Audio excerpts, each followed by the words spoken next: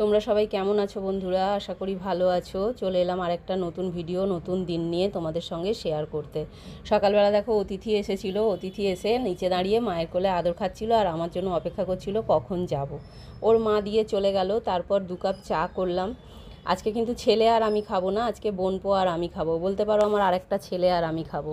ছেলে সকালবেলাই বেরিয়ে গেছে না খেয়ে, তারপরে রান্নাবান্না সেরে দেখো বোনপোকে খেতে দিয়ে দিয়েছি, কর্তামশাইও বেরিয়ে গেছে, মাছ পোস্ত আলু সেদ্ধ এইসব করে খেতে দিয়েছি। তারপর কিন্তু বানিয়ে নিয়েছিলাম আমি আমার জন্যে খাবার, সেটা হচ্ছে সুজি।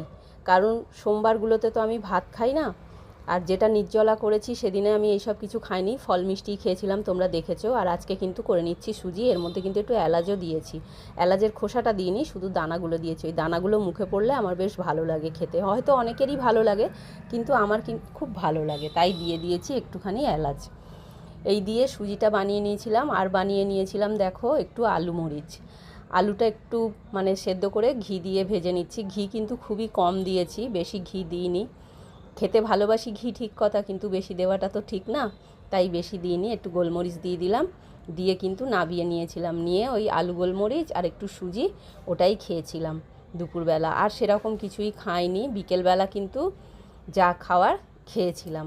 কারণ আলু মরিচটা খেতে খুব ভালোই লাগে, খারাপ লাগে না। বিকেলবেলা দেখো এই যে চা করে নিয়েছিলাম আর অনেকগুলো বিস্কুট নিয়েছি, নিয়ে খেয়েছি। বেশি করে বিস্কুট আর বেশি করে চা। আর এই বিস্কুট মানেই আমার বেশি চা লাগে, বেশি চায়ের মধ্যে এই বিস্কুটগুলো দিয়ে আমি চামচ দিয়ে ভেঙে ভেঙে খেয়ে নিই, আমার খুব ভালো লাগে। তারপরে দেখো রাতের রান্নাটাও রেডি করে নিচ্ছি, রাতের রান্নাটাও তো করতে হবে। ছেলে বলল সারাদিন ভাত খায়নি, আজকে আমি আর ভাত খাবো না।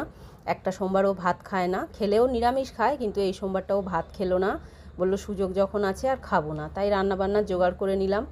নিয়ে দেখো আলু ভাজা করেছি, আলু ভাজার মধ্যে কিন্তু একটা বড় লঙ্কা দিয়েছি, একটা শুকনো লঙ্কা দিয়েছি আলু ভাজার মধ্যে। এই শুকনো লঙ্কাটা আমার কর্তামশাইয়ের খুব প্রিয়, তাই দিয়েছি। ও কাঁচা লঙ্কা খুব একটা পছন্দ করে না, তাই জন্য কিন্তু শুকনো লঙ্কা দিয়েই আলু ভেজে দিয়েছি। আর এই দিকে দেখো আনাজপাতি যে কেটে নিয়েছিলাম, এইদিকে করে নিচ্ছি চাউমিন।